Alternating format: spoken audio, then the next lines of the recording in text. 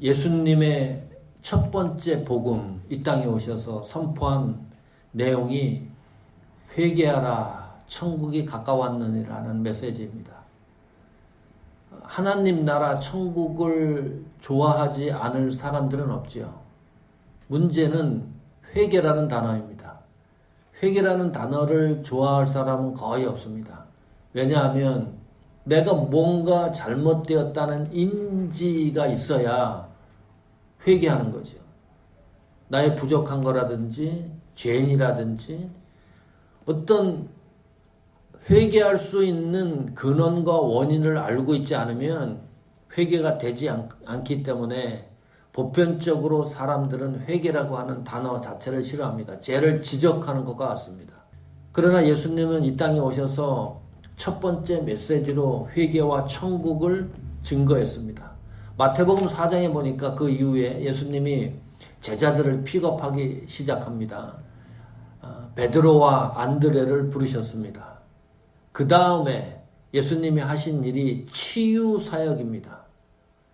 마태복음 4장 23절, 24절을 보시면 23절에 보니까 예수께서 온 갈릴리에 두루 다니사 저희 회당에서 가르치시며 천국 복음을 전파하시며 회개와 하나님 나라의 복음입니다.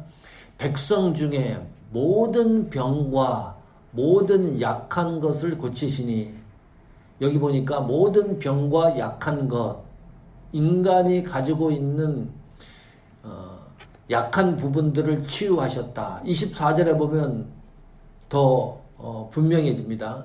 그의 소문이 온 수리에 퍼진지라 사람들이 모든 앓는 자, 곧 각색병과 고통에 걸린 자, 귀신 들린 자, 간질하는 자, 중풍병자들을 데려오니 저희를 고치시더라.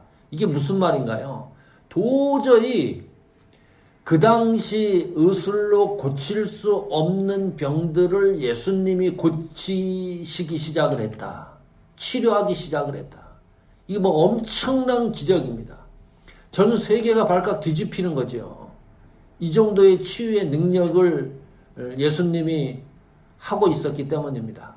그냥 육신에 대한 질병만 고치는 게 아니고 정신적으로, 마음에 이런 질병까지 모두 고치는 일을 했습니다. 놀라운 사역입니다. 자연히 많은 사람들이 예수님을 따를 수밖에 없는 거죠. 예수님 주위에 소문이 나기 시작을 했습니다.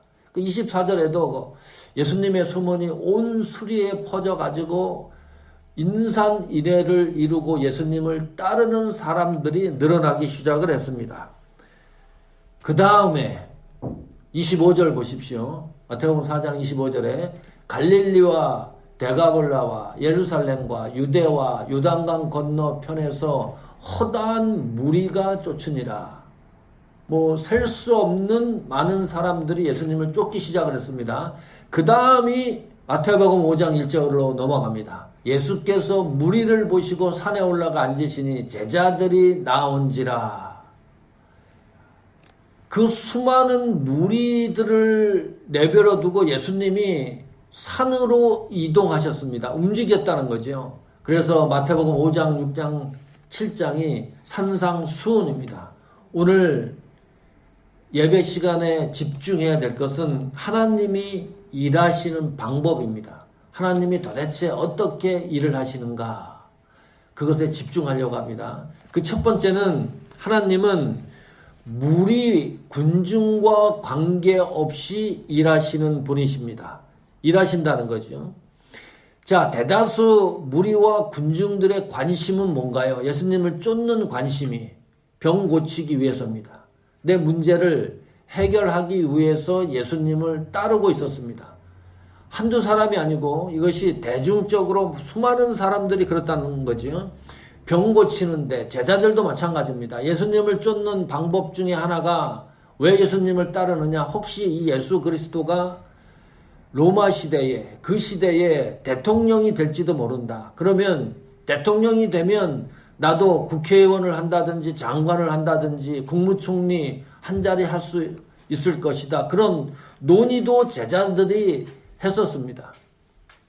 수많은 무리가 쫓는 이유가 모두 거의 나의 이익을 위해서, 나의 문제를 해결하기 위해서 예수님을 쫓기 시작을 했습니다. 그런데 예수님이 한 장소에 머무르지 않고 이동을 한다는 거예요. 또 어떤 경우에는 병을 치료하시고 병을 낫게 하고 그 사람에게 너는 밖에 나가서 내가 너를 치유했다는 이야기를 하지 말라고까지 얘기를 합니다. 어떨 때는 밤에 새벽에 급박하게 장소를 A, B, C, D 장소로 이동해 갑니다. 이유 중에 하나는 너무 많은 무리들이 모이기 때문일 겁니다.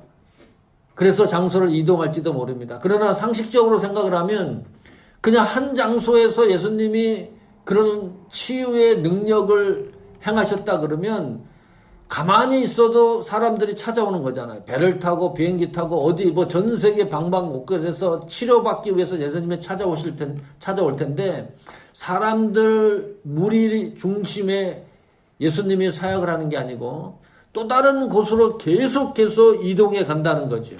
왜 그럴까요? 왜 예수님은 이동하면서 하나님의 일을, 역사를 이루어 가시는 걸까요? 이유는 솎아내기 위해서입니다. 수많은 군중이 필요한 게 아닙니다. 하나님은.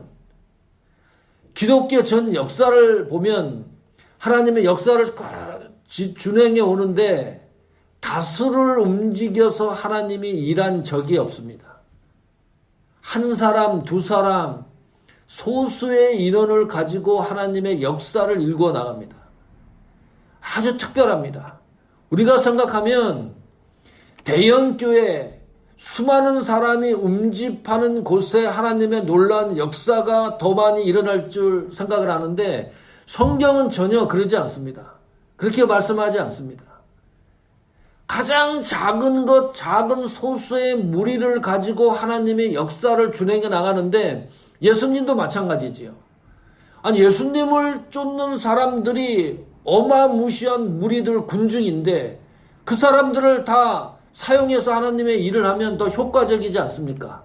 그런데 예수님은 12 제자를 중심으로 하나님의 놀라운 구속의 역사를 이루어가지 않습니까? 하나님이 일하시는 방법은 절대로 군중 무리를 통해서 일하시는 게 아니다. 이유가 뭘까요? 예수님의 종착지가 십자가이기 때문입니다. 그 십자가 도상 길까지 쫓아가는 길이기 때문에 그 길을 함께 동행할 사람들을 위해서 예수 그리스도가 수많은 무리를 해치면서 장소를 이동해 가면서 하나님은 일하신다. 그 은혜가 우리 속에 넘쳤으면 좋겠습니다. 예수님 주변의 수많은 무리보다 예수 그리스도가 인지하고 있는 그것이 중요합니다. 이 세상에 수많은 교회가 있습니다. 그러나 하나님이 인지하고 있는, 예수님이 인지하고 있는 교회가 되는 것이 더 소중하다. 이 세상에 수많은 교회 다니는 사람들이 있습니다. 그 수많은 사람들 가운데 예수 그리스도의 제자가 되는 것이 더 중요하고 소중하다는 거죠. 하나님은 무리 군중을 통해서 일하지 않는다. 규환 형제를 통해서, 장로님, 진희 권사님을 통해서, 한 사람 한 사람을 통해서, 작은 교회를 통해서 하나님이 역사하는 일이 어떻게 진행될지 우리가 추측할 수 없기 때문에 이 순간, 이 시간 예배드리는 순간순간을 소중하고 최선을 다할 수밖에 없는 겁니다. 그것이 신앙이고 믿음입니다. 두 번째는 하나님은 지정된 장소에서 일을 하십니다. 자, 무리 때문에 예수님이 이동했습니다. 무리를 보시고 마태복음 5장 1절에도 예수께서 무리를 보시고 산에 올라가 앉으셨다. 예수님이 이동하는 것은 다시 말하면 우연이 아니라는 거죠. 성경 내용을 봤을 때에는 무리 때문에 예수님이 피하는 것처럼 보이지만 그게 아니죠. 그러면 우리는 이 땅에 오신 예수 그리스도의 신성을 의심하는 것과 같습니다. 예수님이 움직이는 것은 목적과 이유가 있는 거죠. 장소로 움직이는 것도 마찬가지입니다. 신약 성경 또 구약 성경 전체의 기독교의 역사를 보면 산에서 놀라운 일들이 일어났습니다. 모리아 산에서 구속을 예표하는 놀라운 일이 있었습니다. 갈멜산에서 하나님의 존재에 대해서 선포가 이루어졌습니다. 시내산에서 율법이 선포됐습니다. 또 변화산에서는 베드로, 야고보, 요한이 신비적인 놀라운 사건들을 경험했습니다. 예수 그리스도의 최악의 고난과 죽으심과 십자가 사건도 부활도 산에서 일어났습니다. 이 산은 하나님이 지정한 곳입니다. 그런데 아주 특별한 겁니다. 하나님이 지정하신 것 중에 가장 대표적인 것이 교회입니다.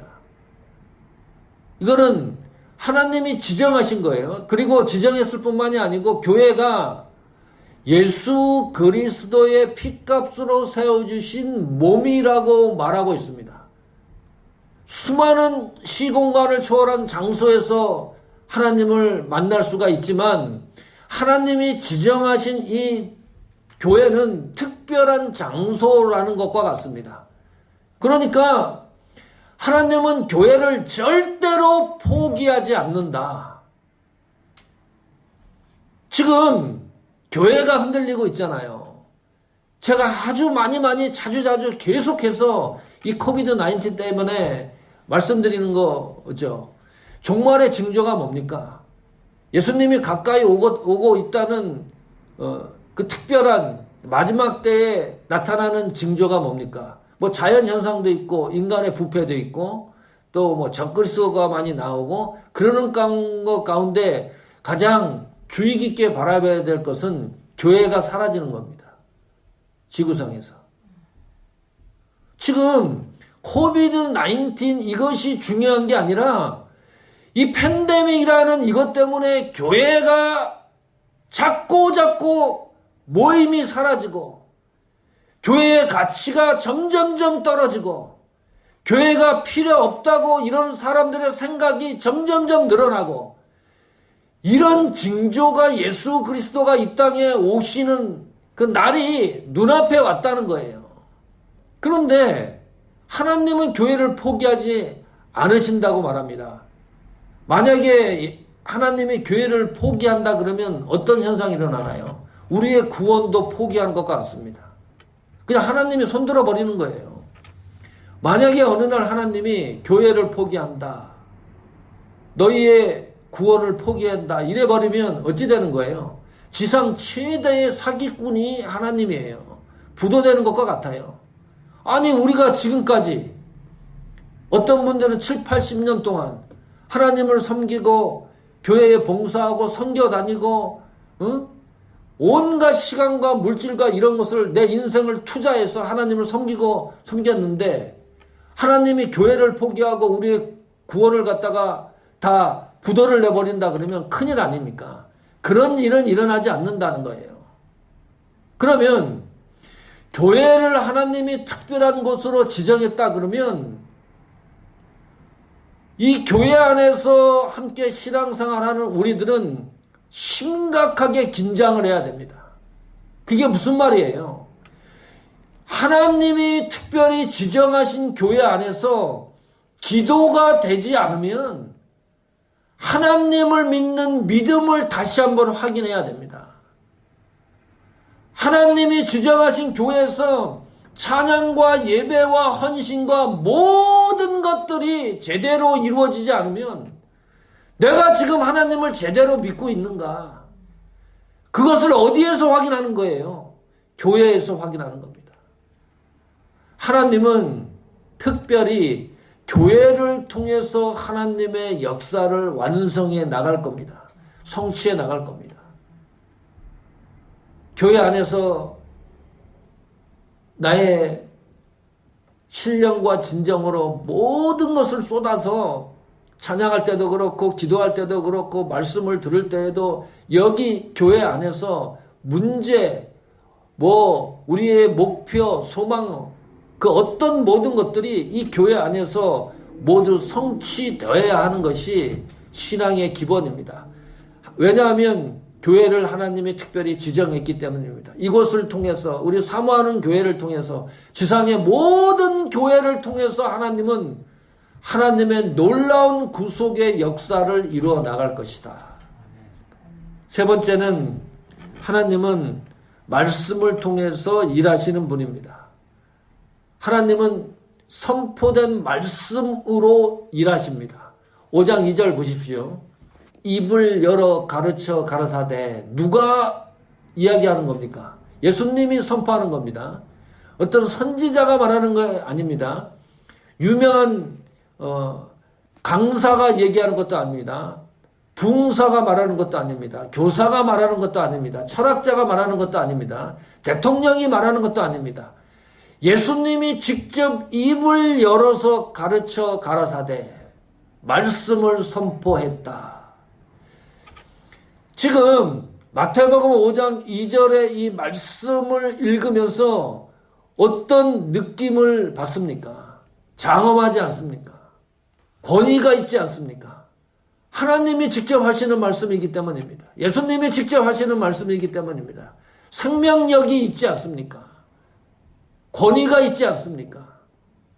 그런데 문제는 예수님이 말씀을 했는데도 그 말씀을 따르는 자가 있는가 하면 쫓지 않는 사람들이 있고, 그 말씀을 믿는 사람이 있는가 하면 안 믿는 사람들이 있고, 희한하잖아요. 또 그 말씀대로 행하는 사람이 있는가 하면 행하지 않는 사람들이 있고, 이것이 너무 신기한 상황입니다. 분명히 예수님이 말씀하는데 사람이 뭔데 이 하나님의 말씀, 예수님의 말씀, 직접 증거하는 말씀을 받아들이지 않느냐.